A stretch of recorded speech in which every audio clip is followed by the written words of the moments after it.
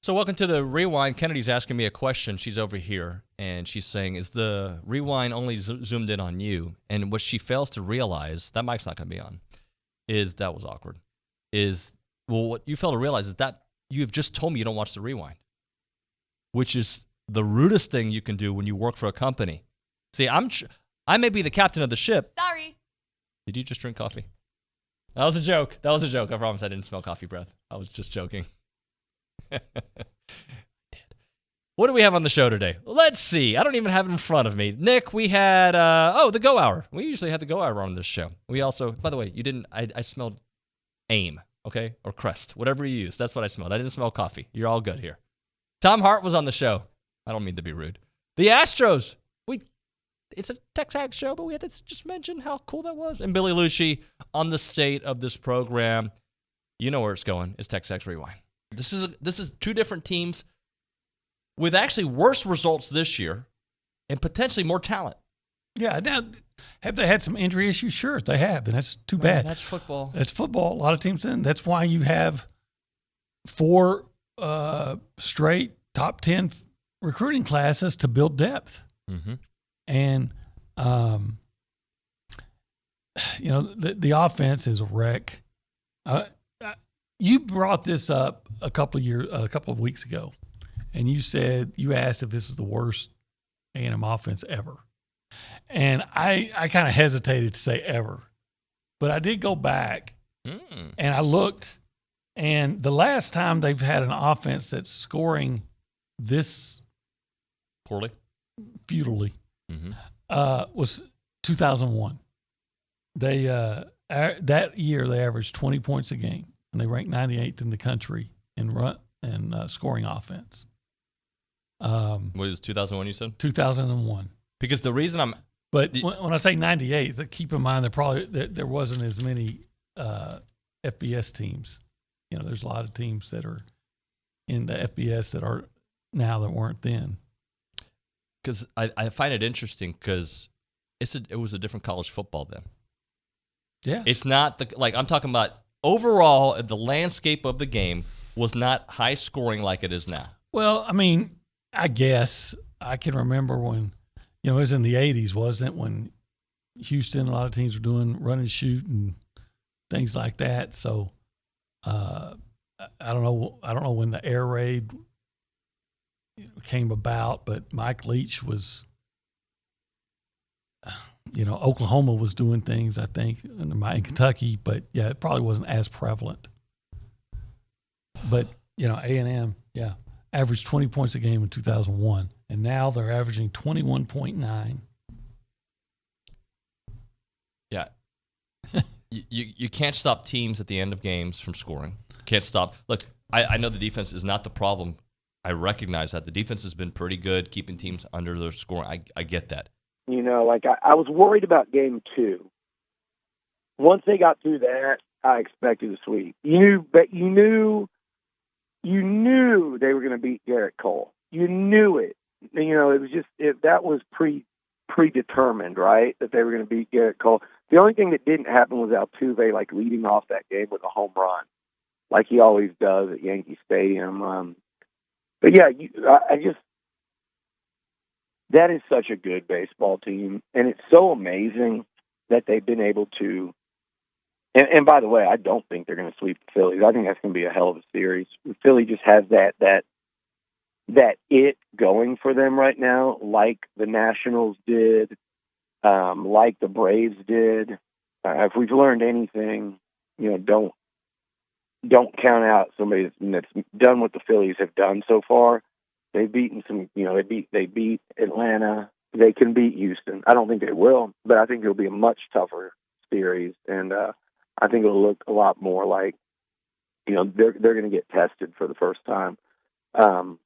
But what the Astros have done, number one, in owning the Yankees in this run, they've eliminated, the Red Sox. They've eliminated the Yankees multiple times. They've they beat the Dodgers in a pretty epic World Series.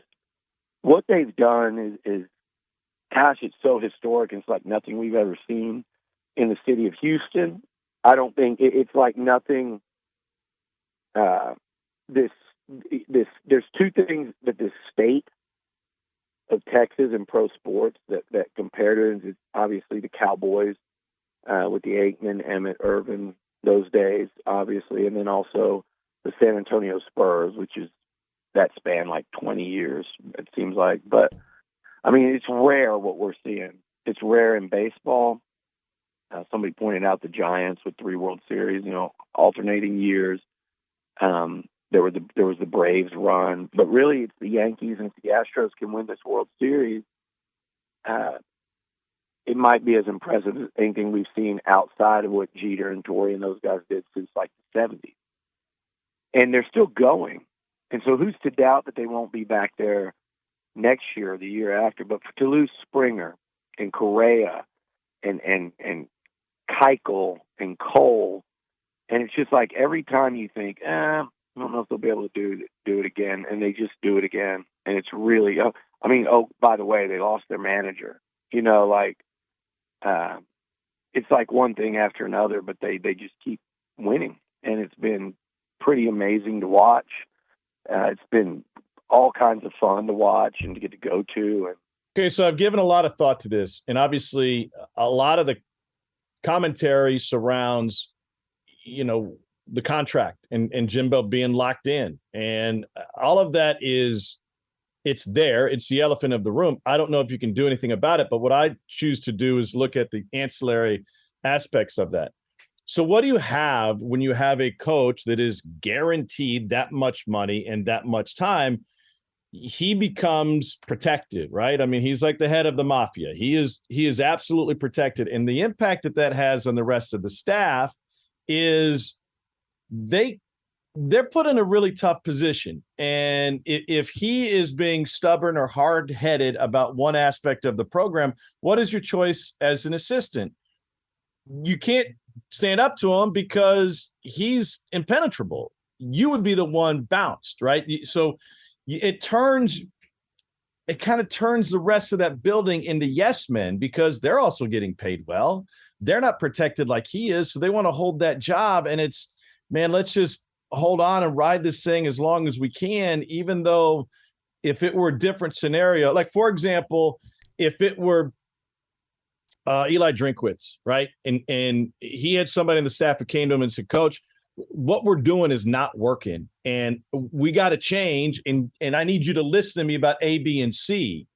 Eli Drinkwitz would be motivated to go, man, you're right, because I'm not protected here and I want to keep this job. And so let's find a way to make this right. I don't know that those conversations are happening in A&M's building. And I think that's dangerous because that's a really good coaching staff with a lot of experience on it. They're put together for a reason. And if you don't listen to the guys in the building, then you're never going to make changes to get better. Yeah, whatever Haynes King's ceiling is, he's not going to be able to sniff it behind that O-line. Whatever Max Johnson's ceiling is, he can't see it. Whatever Connor Wigman's ceiling is, which is, I think, way up there. Like, I think it's as high a ceiling as probably any quarterback I've seen come through A&M since Kyler Murray. And he was here very briefly, so we didn't even really get, but I think that's how high Connor's ceiling is. And there's been a couple good ones that have come through between then. We won't see it behind that O-line until that O-line gets better. And people talk about it's a combination. You just talk about coaching. Yeah, I think the coaching job up front, it's been really bad. Let's be honest. I mean, there's no way that anyone could sit there and go, no, I think it's been a pretty good. No, guys have regressed. Guys that played better last year are playing worse this year. The second part of that is injuries. There's no question that's played a role.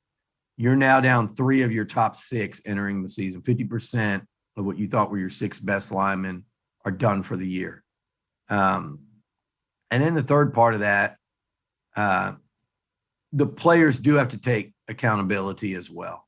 I think I think it's less, but I do think there are guys that for whatever reason are not performing like people expected them to. And you can't just blame that. I know it's easy to do. And I know we like to live in this age where, oh, they're just kids. And no, they're semi-pros now in today's college football world. And they're football players and they're not 12 years old. We can be critical of performance and be fair, and like, I'm not saying anybody's a bad person or anybody can't play good. And I'm not saying they're the worst guys ever to play, but they're not playing well up front. They're just not. And if there's an individual that doesn't apply to, then maybe there's one, but as a unit, it's been terrible. And I also think there's an element, David, of when I say coaching, don't forget the scheme, Nuno. Right. Are they overcomplicating things for these linemen and these young receivers and this quarterback? That goes into coaching, the coaching bucket as well, because again, these guys look baffled up front. They look baffled. And it looks like defensive coordinators like, this is easy. We're going to do this, this, and this. And these guys are going to they're just not going to know what's happening in the trenches. And that was something early in the year that was a little more understandable. Now it's going on like they're baffled. And look, here's the end result, right? Man, there's that one play against South Carolina, and there was one. It's a touchdown. But Haynes can't get the throw off because he gets sacked or pressured. But guess what? I saw that same play, different play, but the same thing happened against App State 5 games ago. Touchdown to Evan Stewart, missed block, sack. Instead of being up 14-7 at halftime and getting the ball, you're down 4 or you're tied at 7. Completely changes everything, right? That's game 2. That's 5 weeks ago. It's a lot. It's not to lose to them, but to blow that play is a lot more understandable. We're still seeing it. And so you can't look at it if you're Jimbo and say, man, that was a touchdown. We drew up a touchdown play. Well, yeah, but you drew up a touchdown play that your guys couldn't block. Well, they should block it. I get that. But at what point do we go, everything's just a little complicated? And I think that becomes especially true, David, in the trenches on the O-line. There in quarterback, not as much so on defense, but there in quarterback is where it can really stand out, especially when you're injured up front. Kennedy, tell people what to do as he turns on your mic. It's probably the wrong mic, but we can try. Go ahead. Tell the people what to do? Yeah. I don't know. Watch the show? What is this? What else are you supposed to do? What is this? A comment, like, subscribe? Is this YouTube? Oh my gosh. If you haven't clicked it already, please click the big red subscribe button down below. Give us a thumbs up if you enjoyed this episode. And be sure to follow David Nuno at David Nuno on Twitter. Is that your Twitter handle? I don't know. For somebody who's never watched The Rewind, I can tell. That was the best close we've ever had. That was fantastic. It's because I'm a social media YouTube girly. Yeah. But what are we doing here? I don't know. I mean, like, I genuinely did not know what we were filming because I thought the radio was done. Even though I clearly told you when you walked in here in the middle of the segment, we have to do the YouTube show.